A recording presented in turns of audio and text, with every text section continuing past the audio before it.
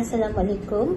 We are from Group 7 and today we are going to present about money laundering and shell banks. This is the infographic that we made beforehand, and the presentation today are going to be divided into several parts that will be explained by me and our team members later. Hello all, my name is Varibal again and my trick number is 271849. Today I would like to explain about the money laundering. What is meant by money laundering? Money laundering is the illegal process covering up the origins of money to the criminal activities. So there are three stages in the money laundering, which is called placement, layering and integration. What is meant by placement? Placement is the first stage in the money laundering. At this stage, the dirty money has come from illegal activities is entered to a illegitimate financial system. So that is called the placement. On the second stage, which is called the layering. This stage is the movement of money with the intent to mix up with the legitimate funds and have the dirty money illegal origin. So the third stage is called integration. After the second stages are completed, so this stage will come out. That means the money is considered clean. So therefore the money will return to the money laundered from a seemingly legitimate sources. So that is an explanation about the meaning of the money laundering and a simple explanation about the three stages in the money laundering. So I hope I already answered your questions. Thank you. Hi, my name is Nur Farah Aina binti Nur Azman and my matric number is 273422. Now I'm going to explain about shell bank. A shell bank is any domestic or foreign bank that does not have a physical address or location in the country in which it was incorporated. Shell banks is usually used for money laundering as the illegal transaction made by the launderers were hard to detect. The mine and the management are located in another jurisdiction, often located in the offices of an associated entity or sometimes in a private residence. As it doesn't have any physical location, shell bank usually use a post box address for physical mail or assign a representative to acquire the mail. As shell bank is illegal, any businesses and corporations are not allowed to engage with any shell bank or they will be convicted under the Anti-Money Laundering Act. Hello, my name is Zanat Wadihara Anwar with matric number 272651.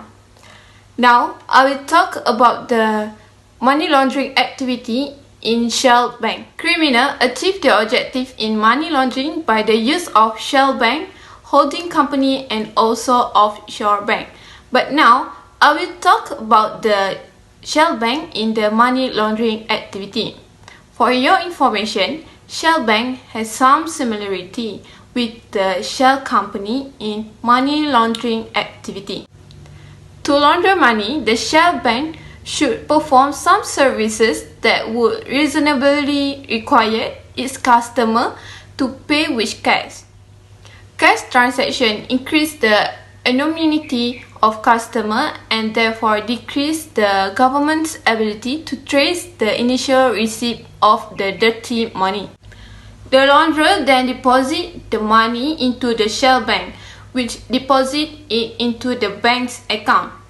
After that, the shell bank will produce the fake invoices and receipts to the account for that cash.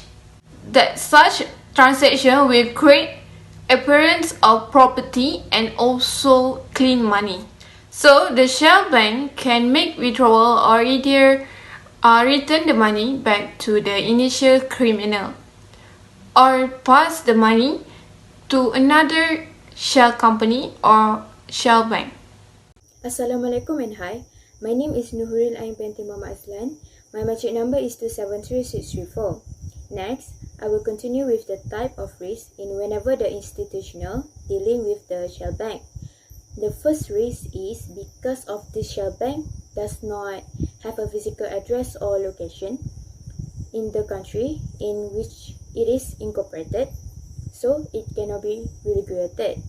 For instance, if the bank has been created in Malaysia and having its headquarters in Kuala Lumpur, so it can be regulated by reserve of the central bank in Malaysia.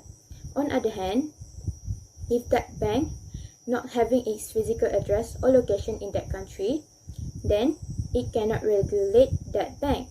Similarly, it also not possible to conduct on-site inspection on that particular bank. For example, State Bank of Malaysia, which is Maybank, is incorporated in Malaysia, so Maybank can conduct on-site inspection of state in Malaysia. Therefore, the Shell Bank don't have physical presence in that country. That's why it cannot be regulated, and on-site inspection also cannot be undertaken. Furthermore, for the second risk, which is compliance of anti-money laundering standards not possible to check.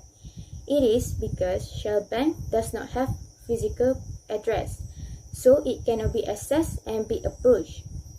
In addition, it also regulates with anyone else, cannot make sure whether the bank is compliant with the anti-money laundering standards or not. Last but not least, the third risk is the Shell Bank is used for what purpose? Most of the time, Shell Bank is used for illegal objective, involve suspicious transaction and terrorism funding, in particular as part of money laundering schemes.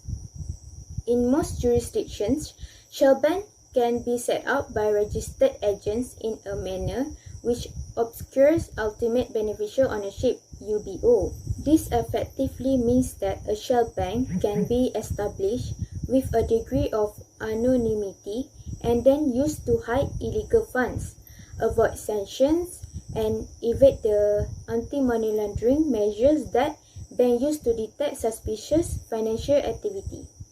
That's all for me. Thank you. Assalamualaikum and hi.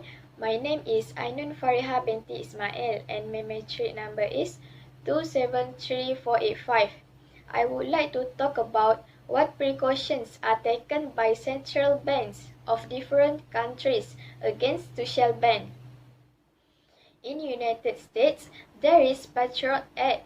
It is anti-money laundering laws in US. It prohibits financial institutions in US not to undertake financial transactions with Shell banks. So, there is specific prohibitions in United States. As regards India, in India, according to RBI's KYC guidelines, they prohibit Indian banks and financial institutions for having correspondent banking relationship with Shell banks. So, they cannot appoint Shell banks as their agent and cannot accept Shell bank as their principal. In this case, they cannot have any agency relationship with Shell bank. Similarly, India bank or financial institutions, they cannot permit their accounts to be used by Shell bank. So, these are precautions taken by Reserve Bank of India. Similarly, what precautions are taken against Shell banks? That's all from me. Thank you.